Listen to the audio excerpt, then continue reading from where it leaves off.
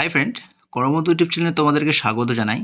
তো আমি তোমাদের জন্য আজকে যে বাংলার শস্য বীমা প্রকল্প আছে সেটা নিয়ে আলোচনা করব, এবং তার সাথে সাথে আমি তোমাদেরকে এই শস্য বীমার যে ফর্মটা রয়েছে নতুন 2024-এর, ঠিক আছে, তো সেটা আমি ফর্মটা ফিল আপ করেও দেখিয়ে দেবো যে তোমরা কী করে ফিল আপ করবে যাতে কোনো কিছু ভুল হবে না।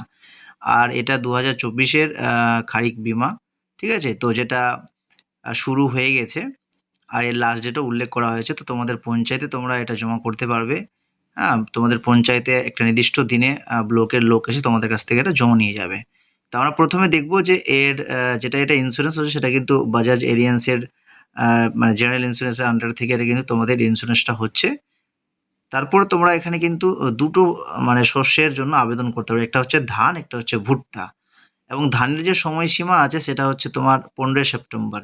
মানে ধান যারা লাগিয়েছে তাদের কিন্তু 15 সেপ্টেম্বর পর্যন্ত তোমরা এখানে অ্যাপ্লাই করতে পারবে বা বিমাটা করতে পারবে। আর তোমাদের যারা ভুট্টা রয়েছে তাদের ভুট্টা যারা মানে করবে, অ্যাপ্লাই করবে, তারা কিন্তু 31শে আগস্ট, মানে এই মাসে আগস্ট মাসের 31 তারিখ পর্যন্ত কিন্তু তোমাদের লাস্ট ডেট রয়েছে। তো তোমাদের এটা ইনফরমেশনস। এবার তোমাকে আমি নিয়ে যাচ্ছি যে ফর্মটা আমরা কি করে ফিল আপ করে নেব। তো আমরা ফর্মটা বের করছি, তারপর তোমাদেরকে সব কিছু দেখিয়ে দিচ্ছি। তো তোমরা দেখতে পাচ্ছ এটা হচ্ছে ফর্ম, যেটা অনলাইন সাইট থেকেও ডাউনলোড করা যাবে, এবং তোমরা পঞ্চায়েতে যখন তোমাদের ব্লকের লোক আসবে সে তোমাদেরকে কিন্তু এই ফর্মটা দিয়ে দেবে। তোমরা দেখতে পাচ্ছ এটা হচ্ছে ধানের জন্য, ঠিক আছে, আর একটা নিচে ফর্ম রয়েছে যেটা হচ্ছে ভুট্টার জন্য। তো ফর্মটা সেমভাবেই ফিল আপ করতে হবে, ধান আর ভুট্টা, ঠিক আছে। তো আমরা প্রথমে কি দেখব, এখানে আমাদের ফার্স্ট এটা কিন্তু মনে রাখবে, এটা হচ্ছে তোমাদের ধানের জন্য। আর প্রথমে আমরা যেখানে কি করব, প্রথমে তোমরা দেখতে পাচ্ছ এখানে হচ্ছে কৃষকের নাম। মানে আমরা এখানটাতে এইটুকু জায়গাটাতে আমরা কৃষকের নাম, মানে যার নামে জমি রয়েছে বা যিনি অ্যাপ্লাই করবে তার নাম এখানে বসাবে। তারপরে তার এখানে যদি পিতা থাকে তাহলে পিতার নাম বসাবে, এখানে পিতার নাম, ঠিক আছে।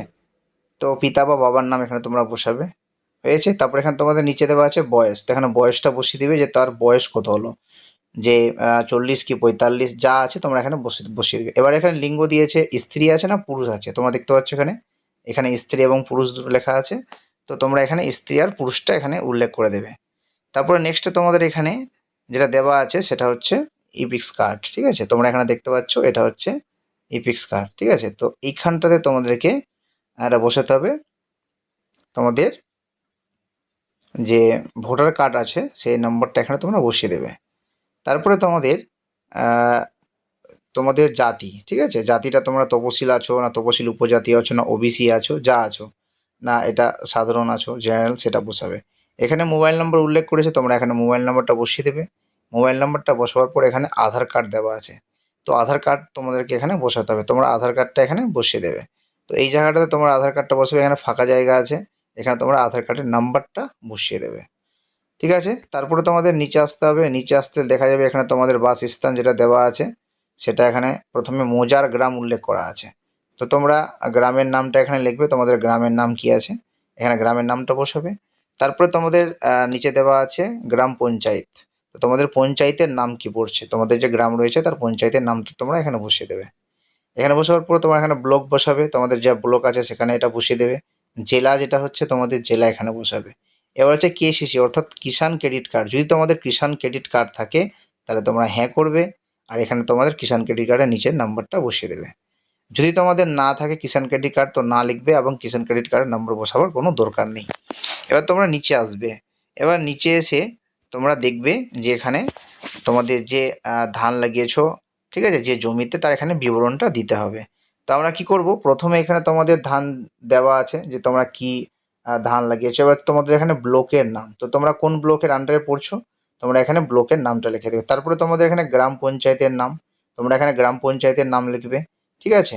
গ্রাম পঞ্চায়েতটা কী রয়েছে একটা ঘরে প্রথম ভরবে। তারপরে তোমাদের এখানে হচ্ছে মোজা ও জেল নম্বর, দেখবে তোমাদের খতিয়ান উপর অংশে, ঠিক আছে, মোজার নাম এবং জেল নম্বরটা সেখানে লেখা থাকে। তোমরা খতিয়ানটা যেটা পাবে সেখানে উপরটাতে লেখা হবে, তোমরা এখানে কিন্তু সেটা বসিয়ে দেবে, দুটোই বসাবে, ঠিক আছে, মোজার নামটাও বসাবে, তার সাথে সাথে জেল নম্বরটা এখানে কিন্তু বসাতে হবে। তারপরে খতিয়ানটার পাশেই তুমি দেখতে পাবে এখানে যে খতিয়ান নম্বর লেখা থাকে, তোমরা এখানে নম্বরটা এখানে এই ঘরটার মধ্যে বসিয়ে দেবে। তার পাশে দাগ নম্বর লেখা থাকে, নিচে দেখবে সেটা দাগ নম্বর দেওয়া থাকে কত অংশের জমি আছে সেটা। তোমরা এখানে দাগ নম্বরটা বসাবে।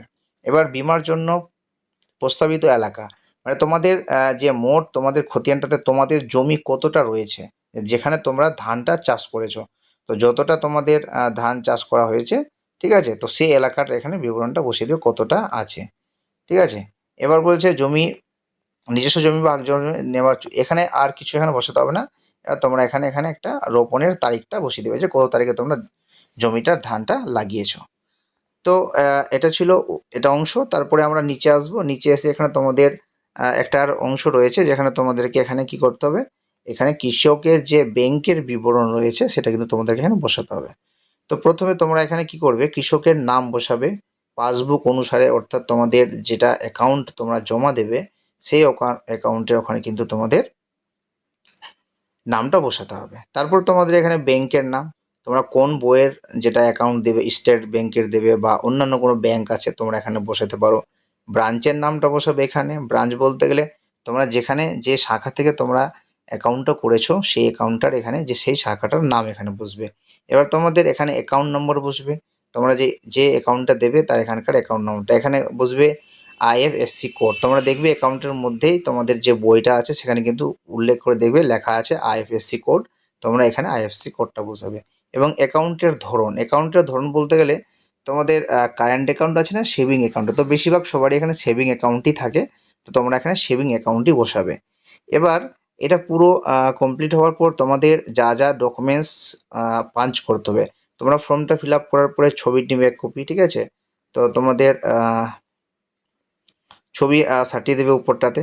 তারপরে তোমাদের কি করতে হবে, ছবিটা যদিও মানে এখন বাধ্যতামূলক নয়, ঠিক আছে, তবু তোমরা নিয়ে নিবে। তার সাথে সাথে যেখানে এখানে বলেছে কি কি বলেছে তোমরা এখানে দেখে নাও। প্রথমে হচ্ছে কেওয়াইসির জন্য তোমাদের ভোটার আইডি কার্ড এবং আধার কার্ড এই দুটো তোমাদের জেরক্স করে নিতে হবে। তারপরে তোমাদের যে ব্যাংক অ্যাকাউন্ট রয়েছে সেই ব্যাংক অ্যাকাউন্টের তোমাদের একটা জেরক্স করে নিতে হবে, ঠিক আছে। তারপরে তোমাদের যে খতিয়ান বা পর্চাটা তুমি বললাম যে যেটা দিয়েছো সেটা কিন্তু তোমাকে এখানে জেরক্স করে নিতে হবে, ঠিক আছে। তো এগুলোই লাগবে। আর তারপরে তোমার যদি মানে কিষাণ ক্রেডিট কার্ড বা অন্য কোনো দলিল থাকে তোমরা এখানে দেবে, নাহলে ওটা দরকার নেই। তাহলে তো মনে রাখতে হবে কী কী দিতে হবে, আধার কার্ড, ভোটার কার্ড, ব্যাংকের পাসবুক আর তোমাদের হচ্ছে পর্চা, এইটি জিনিস দিলে তোমাদের কিন্তু ফর্ম ফিল আপটার সঙ্গে পাঞ্চ করে দিলে ফর্ম ফিল আপটা জমা করলে হয়ে যাবে। তার সাথে সাথে তোমাদেরকে এখানে এখানে তোমাদেরকে টিক মানে যদি তুমি সই করতে পারো তাহলে সই করবে, নাহলে এখানে টিপ বসিয়ে দেবে এইটুকু অংশটাতে, এখানের মধ্যে তোমাকে বসাতে হবে। আর এখানে তোমাদেরকে সাক্ষীর সই, ঠিক আছে, যে কোনো একজনের সাক্ষীর সই করে দিতে হবে বা অন্য কোনো জন করলেও এখানে হয়ে যাবে, ঠিক আছে। তো এটা ছিল ফর্ম ফিল আপ, ঠিক আছে। এরপর নেক্সটে তোমাদের এখানে যা আছে এগুলো তোমাদের অফিসিয়াল কাজ রয়েছে, অফিসিয়ালটা এখানে করবে।